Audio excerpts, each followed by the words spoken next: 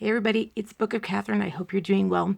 So this video is just a very quick update on the prediction I made about Beirut. So the Beirut blast happened back on August 4th, but we predicted that way back in February, not that it would be in Beirut, but that it would be in the Babylon area. And as we know, the Babylon area ranges from all the way from Kuwait all the way over to Tyre, which is Beirut. So it ranges from that entire area.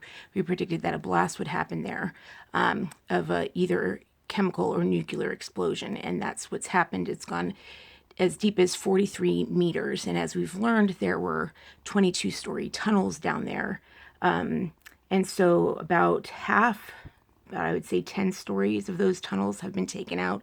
So probably flooding has happened all the way down into Palestine. So if you've seen activity into Israel and Palestine, there's probably intense flooding happening. So anyway, what I wanted to say was to the people that are still in Beirut, what's happening next, at least according to the things that made us predict that the Beirut blast would happen in August, the same passages say that what will happen after the blast is the Medes will come.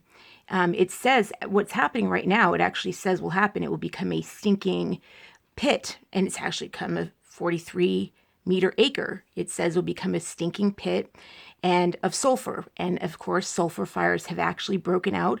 A bunch of fires have broken out. So it said sulfur fires would break out.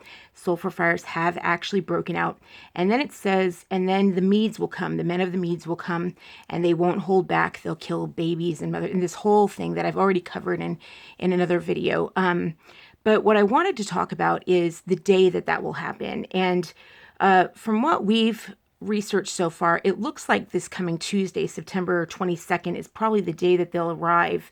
There are all these peace deals happening, and when those peace deals happen, that moves the ports over into Israel. Everyone who used Beirut as a port, they're watching Kuwait, the UAE. Kuwait just visited with the Trump administration in the White House. So they're watching Kuwait, the UAE, and Bahrain all switch from the Persian Gulf that were going through Lebanon in Beirut. They're switching all to Israel now, over to Israel's ports. And so that's it. ISIS is like, okay, all those high rises, ISIS are the Medes, the men of the Medes. ISIS is just looking at that. The ISIS is in Syria, and Hezbollah traded in Lebanon. But that's it. All the people who live there are basically sitting ducks now.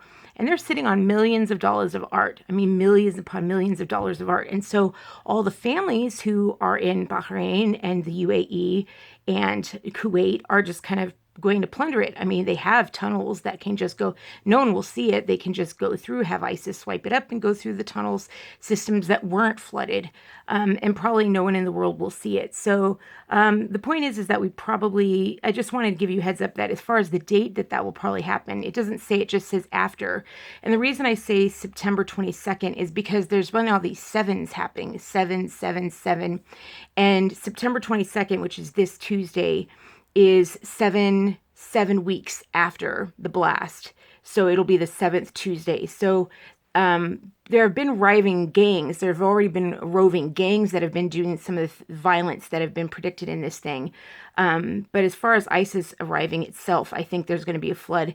The best I can predict is September 22nd, this Tuesday. That's the best I can predict it. So if anyone's there for the news or universities or anything like that, I do whatever you can do to get over the Israeli border, which is just 15 miles south.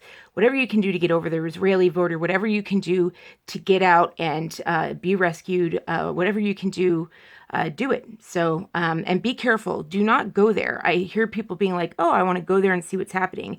You won't get out. Like, you won't get out. It's like someone who's drowning, that you go down and rescue them, they'll pull you down with you. It's people who live there know how to survive. And I think there are people thinking this city will start up again. No, everyone who's making the peace deals are making the peace deals in order to switch over to Israel and use their ports. People are leaving. That's why this all of a sudden Pete's happening. And, like, money trumps everything. Money trumps hate every time. So they're like, oh, we've lost all of our trade. Israel, we're friends with you now. Ha ha ha. So, that's the way it goes. All right, so I just wanted to say that, and I'll talk to you more about this later in more detail in another video. Bye.